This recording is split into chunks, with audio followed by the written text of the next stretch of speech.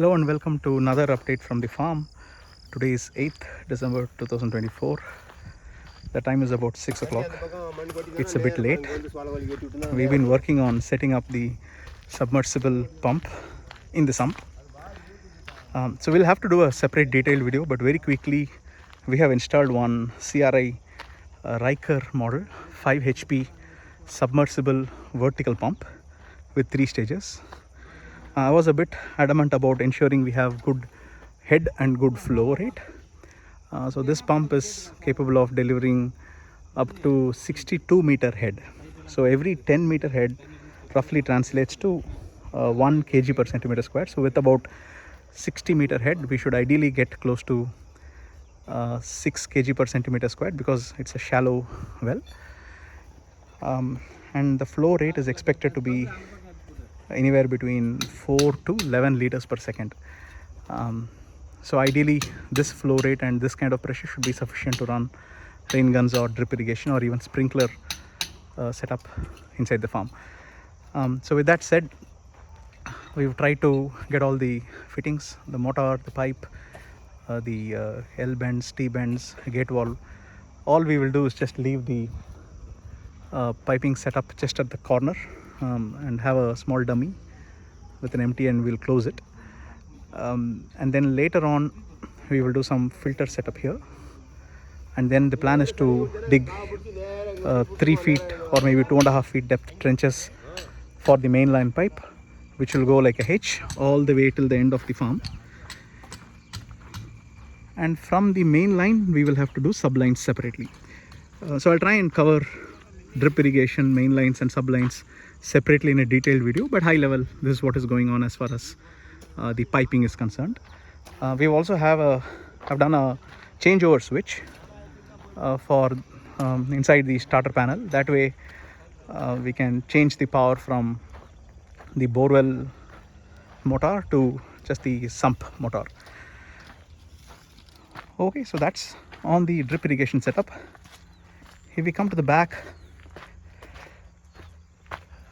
the ladder work is almost 80-85% done. They have done all the steps, but still the finishing work needs to be done. We will have 2 more pipes running on the side for safety.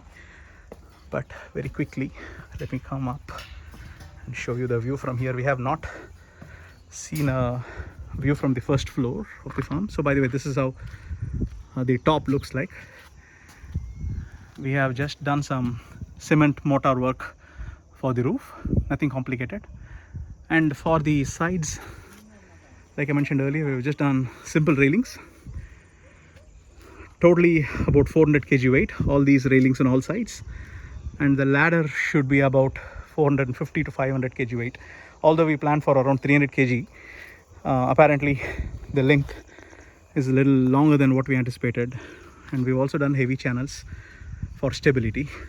So we are getting about 450 to 500 kg for the ladder work, another 400 kg for the railing work.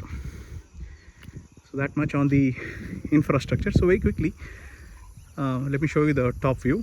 So that's our entrance. Usually we start our videos from that point and we come straight in.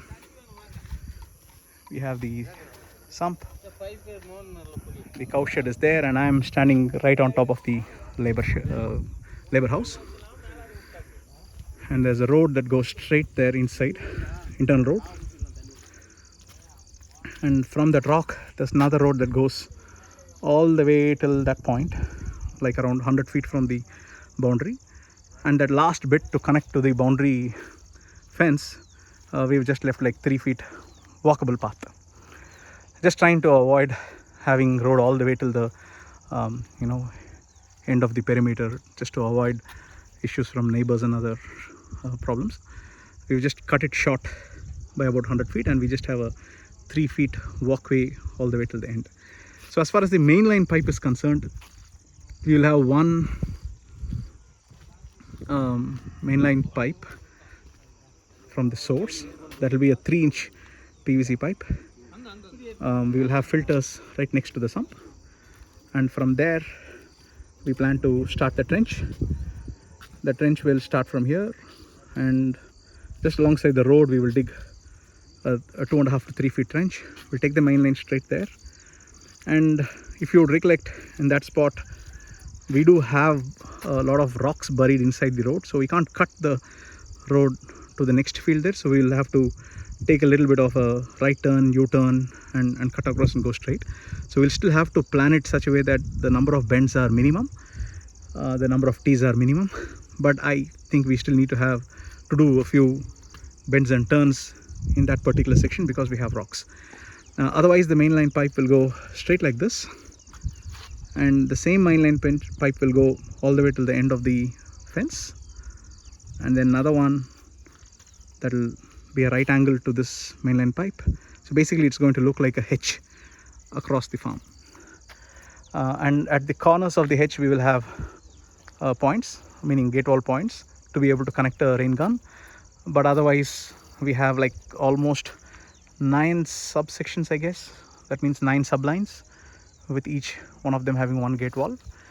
And at the corners we are planning to leave points, like basically gate walls, to be able to connect the rain guns. I'll try and draw this map in a piece of paper and then I'll explain it to you, maybe over a PowerPoint slide. But high level, this is how things are. This section is very clean right now. So this is all Tore, that is Tur Dal. They may be ready another 3 weeks maybe, I'm thinking. So the plan is to, once the plants become dry, we'll cut them and then we'll bring it to the top of this roof area, dry them. I think we'll have to agitate them a little bit so that the pods can fall and we can take the Tur Dal out. The outer skin has to be removed, but this is the process. I'll tell you in detail when we do. The next section is where we have Urad Dal. Urad Dal is also coming out reasonably well. This may take another 5 to 6 weeks, I believe, to harvest.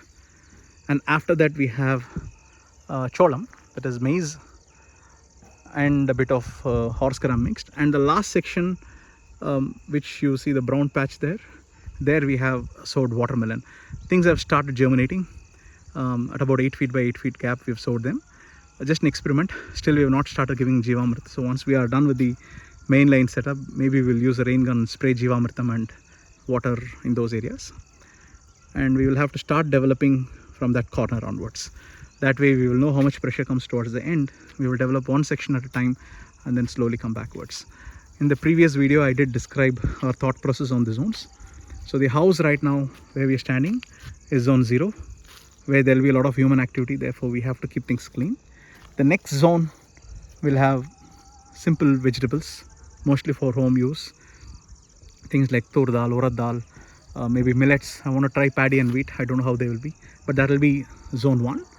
Zone 2 will be further ahead with further minimal human activity, basically trees, orchard and things like that. And that way we'll go all the way to zone 5, which will be in that corner.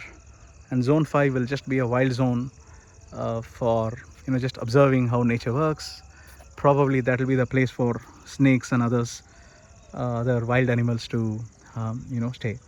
That way hopefully the farm will be relatively free of snakes, but that's the idea. That corner will be for wild zone. So that's pretty much what I had to say today. It's again a very quick video. I just want to make sure that I give you a quick progress update today after 2 weeks. Next steps will be to dig the trenches, set up the main lines, and then start developing one field at a time. For that we will have to do the sublines for that particular field and then the laterals. I've still not decided whether to go with a proper 16 mm round laterals or a very simple drip tapes. Drip tapes are very cheap, like 1/4 of the cost of the round pipes. Round pipes we may be able to get some subsidy, but otherwise if we have to purchase, I'm just thinking we will use the inline drip tapes, which are, like I mentioned, roughly about 25% of the cost of the round lateral tubes. Alright, I'll keep you posted as we progress further. Just a quick view of the nature. Sorry, I forgot to mention earlier. The view in the evening is stunning because this is the western side and the sun is setting there right behind the hills, and the view is always very fascinating and stunning. As you see, there is a lot of small hills on the western side, and even on the eastern side, if you go further out, you will see a few more small hills. It's just very beautiful at this time. All right, time to pack up. Just go back, finish up the submersible motor setup, and then I'll leave back to Bangalore. See you on a different video later. Bye.